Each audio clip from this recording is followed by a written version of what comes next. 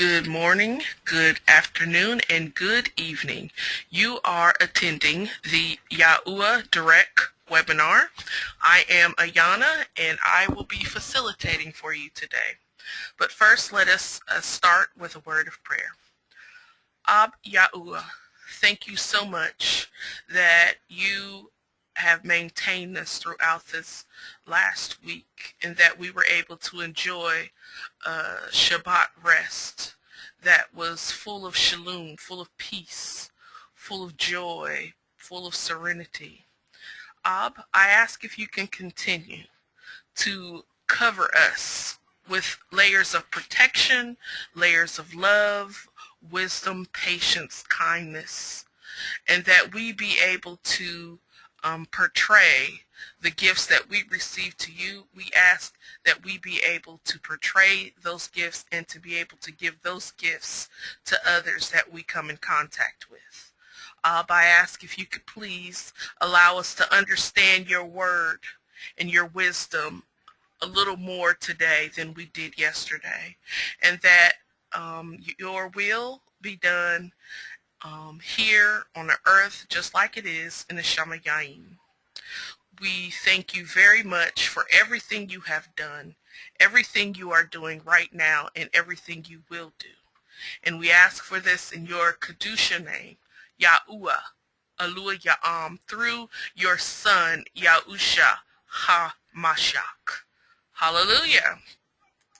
All right, so let us start with with our statement scripture that can be found in Yahuchanan chapter 14, verse 6. And Yahusha said to him, I am the way and the truth and the life. No one can come to the Father except through me. And that word way is the word direct. And this webinar is called that because we strive to learn Yahuwah's direction and learn Yahuwah's way. So what does direct mean? Well, direct, which is found in Strong's H1870, is described as a road, figuratively a course of life or mode of action, adverbally a journey, manner, or pathway. You can also, there are many instances of the word direct being used. One of those can be found in Ma'asai, chapter 19, verse 23, which describes that there was a great clamor about the way, or in some of your scriptures it will say that way. And that is what the believers in Yahusha call themselves, followers of the way. Let us move on to our Hashema, which is rendered into English, the hearing, and also obeying. You can find this abbreviated version in the book of Devarim, that would be Deuteronomy, chapter 6, verses 4 through 6. Shmei Yasharal, Yahuwah Alua Ya'am, Yahuwah Akkad. Ahab Yahuwah Alua Ya'am, Labab Nefesh Ma'ad, Dabar Sua Yaum Labab. Into English, you shall love Yahuwah, your Alua, with all your heart, with all your soul, and everything that is within you, or your strength. These words I charge you with this day shall be in your heart. All right. So this week,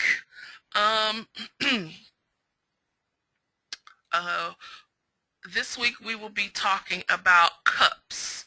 And when you read the scriptures, regardless of where in the book you read, you always see a reference to cup. Now, in a lot of those references, it's just the normal drinking vessel. But in a lot of the other verses, the cup has a deeper, more significant meaning, and so that is what we'll cover this week. Cups, drinking of the portion. And what you see here, this illustration here, these are actual cups. These are measuring cups, by the way, of that were found in Qumran, which is where the Dead Sea Scrolls were found. So these are actual cups that came from around the first century, maybe a little bit before the first century. So the verse that we will be going into today, which talks about drinking of the cup of Yahusha, will be in the book of Mark, and it'll be chapter 10, verses 35 through 40. And Yaakov and Yahuchanan, the sons of Zabdi, came to him saying, Murah, or teacher, we wish that you would do for us whatever we ask. And he said to them, what do you want me to do for you? And they said to him, grant us to be seated in your kabod, that's your glory. In modern Hebrew, that might be kabod, one on your right hand and the other on your left. But Yahusha said to them, you do not know what you ask. Are you able to drink the cup that I drink and be immersed with the immersion that I am immersed with? And they said to him, we are able. And Yahusha said to them, you shall indeed drink the cup that I drink, and with the immersion I am immersed with you shall be immersed. But to sit on my right hand and on my left is not mine to give, but it is for those whom it has been prepared. So in this verse, these verses, you see Yahusha talking about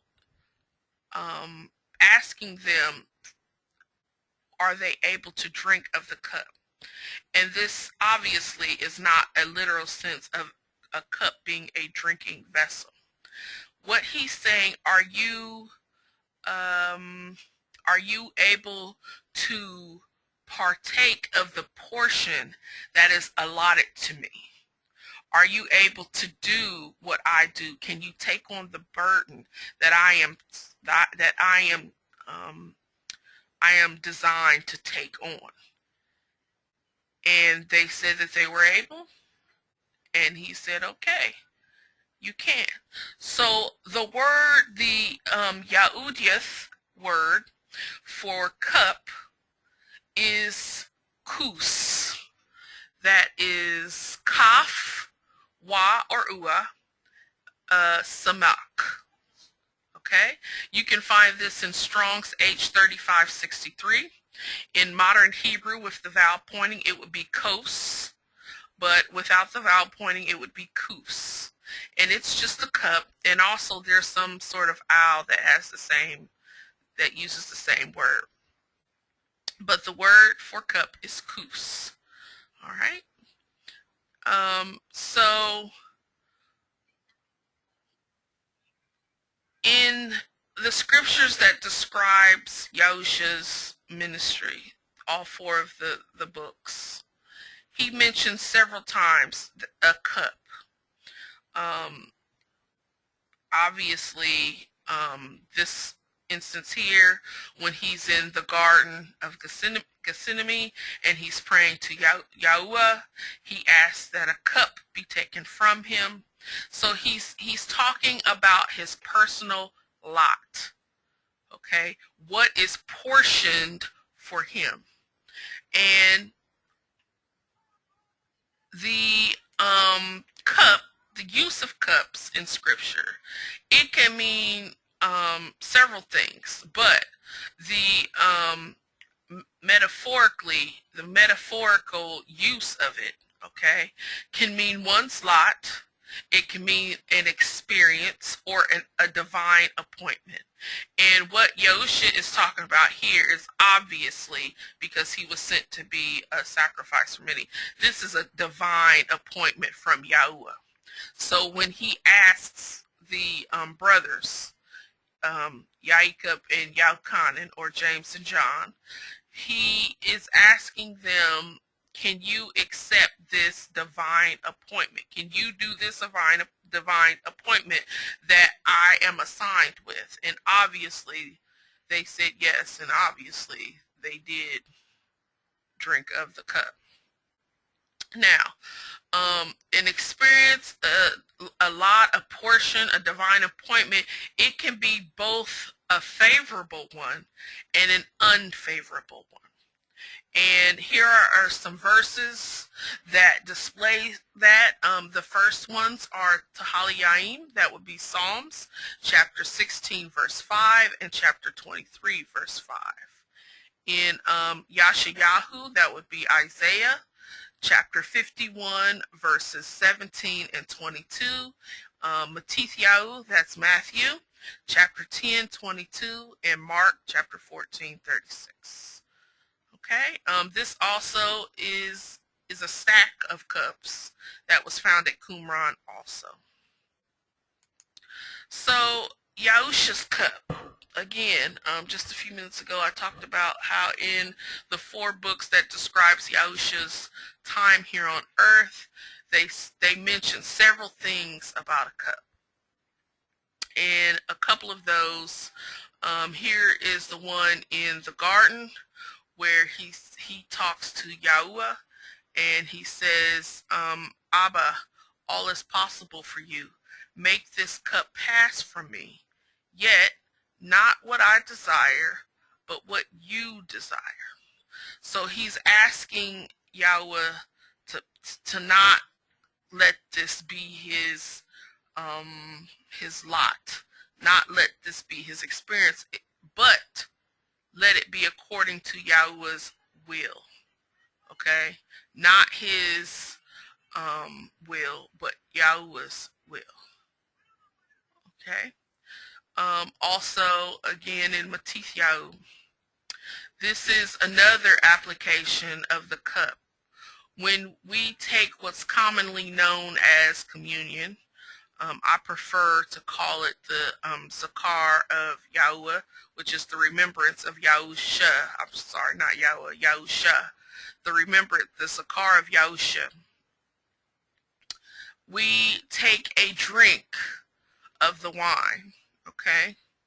And in these 2 verses, you know, he took the cup, which is a literal cup, and he gave thanks and gave it to them, saying, drink ye all of it, for this is my blood, that of the renewed covenant, which is shed for many for the forgiveness of sins. Now, when we drink that cup, okay, when we partake of the symbolic representation of Yahusha's blood, we are taking in a portion of his suffering, but more importantly, and let me clarify that when I finish, because I don't want it to be any similarity to any Catholic rendering or understanding. But we also, furthermore, we are taking part of the forgiveness, okay, through his blood. Now let me qualify that. I am not saying that we are redoing his sacrifice like some of the like what is represented in the RCC. Okay, I'm not saying that. I'm not saying that we remake the sacrifice, but by drinking out of the cup, we are taking on his portion of his sacrifice, and more importantly, the portion of forgiveness and the chance for everlasting life. We are taking on that inheritance. We are taking on that divine appointment, just like the brothers asked to take on that lot, okay?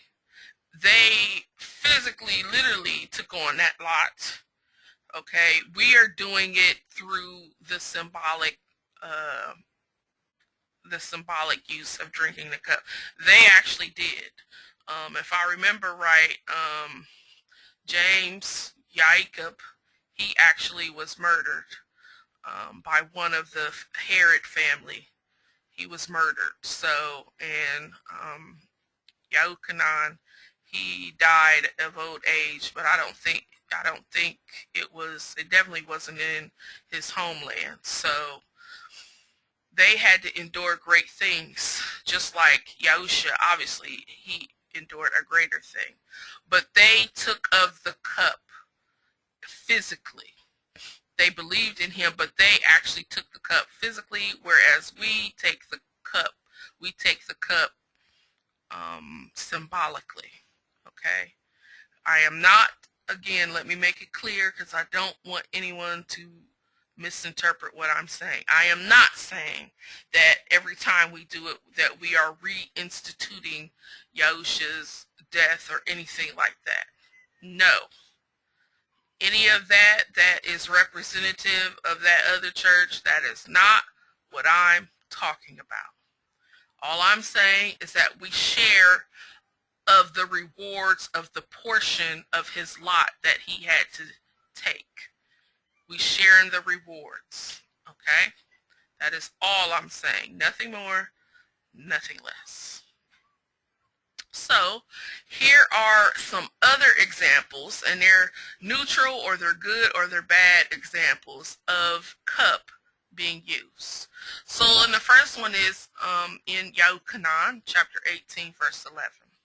Then Yahusha said to Kepha, that would be Peter, "Put your sword into the sheath. Shall I not drink the cup which my Father has given me? Shall I not drink the portion? Shall I not partake of the divine appointment? Shall I not partake of the lots, the experience that Yahuwah has given to Yahusha?" Chazun, which is Revelation, chapter 18, verse 6. And this is talking about, obviously, the whore of Babel. "Render to her as she did render, and repay her double according to her works. In the cup which she has mixed, mix for her double." So, obviously, the system of things, the whore of Babel, she is being given back what she has dished out over millennia. Okay, so in this word cup, obviously this system has not literally given out cups unto men. So these are portions, okay? These are lots that she has laid upon men, slaughtering the saints. Okay, that's another verse in Chazun, where her cup is filled with the blood of the saints. Okay, she's murdered, she slaughtered saints in her wickedness. Okay, those are the things which she has done. Those are the portions that she has done. Well, it is her lot to receive double for according to her works, okay, and according to the portions that she has handed out, double has to be mixed for her. All right, Tahaliyim, that is Psalms, chapter 116, verse 13. And this is a good application of it. "I lift up the cup of salvation and call upon the name of Yahuwah." So here you see a positive application of the cup or the portion or the lot or the experience or the divine appointment. Here's a positive rendering of it. Okay. Now this whole use of cup in the metaphorical sense is exclusive to Hebrew and Asiatic, not Asia as we know today, but Asiatic as in during the biblical times. So that would be kind of the Middle East and on over to India. All right. So the Asiatic, this is exclusive to the Asiatic experience. The Romans did not use this applications like this, and neither did the Greeks. Okay, so here is very positive, here's the negative, and the first one is kind of like a neutral application. "Shall I not drink of what the Father has given me?" And here's probably another negative, which is in Yermayahu. That would be Jeremiah, chapter 25, verse 15. For thus said Yahuwah, Eluah of Yasharal, to me, take this cup of wrath, I'm sorry about that, from my hand and make all the nations drink to whom I send you, drink it. Okay? So Yahuwah is saying his judgment and the anger that he has, because at this point in time, Yasharal was obviously not heeding the commandments in the words of Yahuwah. So he is telling Yirmiyahu, who was a prophet, that he has to go around and give this portion, this cup, to the nations, and they have to drink it. They have to take it, in other words. Not literally a cup. Yirmiyahu did not literally bring a cup filled with some noxious potion for the people to drink. This is a cup, a portion. Okay? What you see here is another such type cup. This is actually a really huge goblet, and it's believed that the ashes of the red heifer from sacrifices would have been put into this. So this also was from Qumran. So, in review, we talked today about cups, and there are many, many verses. In a lot of the verses, it just means a drinking vessel. For example, I want to say it's either Ezra, I think it's Ezra, who was the cupbearer for the king. Okay?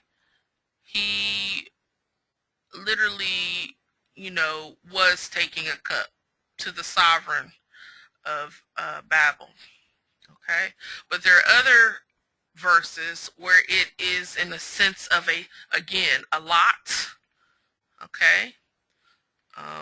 And these verses here in Mark chapter 10, 35 through 40, Yahusha is talking about a lot. There are other verses where it's used in a positive way, but the metaphorical use of cup means one's lot, experience, or divine appointment, which can be either good or in a bad sense, okay? And here's several verses. We talked about Yahusha's cup, his discussion with Yahuwah in the garden.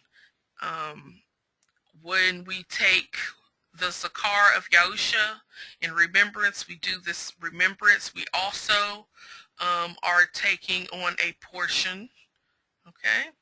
And other examples, various examples being used. So I decided to start a new section because I think at this point you can see Yahuwah and know that that is Yahuwah, and you can see Yahusha and know that that's Yahusha enough. So I wanted to, from now on, in this new portion of the webinar, I will actually review the words. The Yahudiath, and if you remember last week, or maybe it was 2 weeks ago, we talked about what is commonly known as Hebrew. That's not the correct term. So I'll try my best not to say Hebrew words anymore. I will say Yahudiath, or in modern Hebrew, it's Yahudit. That is the actual word or words for the language. That refers to the language that the Yahudim or Hebrew people use. Hebrew is not the term for the language. So I will, from this point forward, I will review the words, different words in Yahudiath that we cover in the presentation. So The word for teacher, and if you look back here, in Jacob and Yahuchanan, sons of Zabdi, came to him saying, Mura, which is teacher. Well, that word teacher is Mura, which is Strong's H4175. It's the mem, it's the wa or ua, the resh, and the he. And it means archer, but it can also mean teacher or a teaching. Okay, so mura. So from now on, when you see teacher, depending on which scriptures you use, no, Rabbi is master. Okay, that means master. Teacher is mora. All right. So the second word is kabud, and that in a term that we can understand would be glory. Kabud, or in modern Hebrew, they might say kabod or kaboda, depending on the tense being used. But kabud can be found in Strong's 35:19. Okay, and that is glory, honor, abundance, and splendor. Okay, so when the brothers were asking Yahusha, they said to him, grant us to be seated in your kabud. Okay, actually the with the tense it would be kabudak or something like that in this sentence, but the root word is kabud. Let us be seated in your splendor. Let us be seated in your glory. Okay, one on your right hand and the other on your left. And if you can remember, when we talked about the webinar that talked about the wedding feast parable, that the people that sit to the immediate right and left of the guest of honor held places of the host of the party. In that parable, it was the wedding. The people who sit closest to the host were in seats of honor. So what Jacob and Yahuchanan were asking is they wanted to be in the highest levels. They wanted to be at the highest honor. Okay, because they wanted to be seated right next to Yahusha. Okay. And for those who have not seen that, the parable of the wedding guests can be found on the YouTube channel. And that will go into that in detail. All right. So the third word, the third word that we went over today was the word for cup, and that is the word kus. In modern Hebrew, it would be kos, but it's kus without vowel pointing. You can find that in Strong's 35:63, and it's a cup, and it can also be meant for an owl, which is an unclean bird. But kus. All right, so murah or moreh in modern Hebrew, kabud or kabod in modern Hebrew, kus or kos in modern Hebrew. So here are three different words. As always, this is being recorded, and once it will be uploaded onto YouTube, and you can watch this or any of the previous webinars on YouTube. You can use this link, or you can log on to YouTube and put Yahuwah Direct right into the search box, and it will lead you to the channel. If you have any questions or comments or concerns, or you'd like an invitation to the live webinar, you can email me at yahuwahdirect@yahoo.com. I am Ayana, and I would like to say at this time, may Yahuwah abundantly bless you and your family with his ahab, that's his love, and his shalom, that's his peace.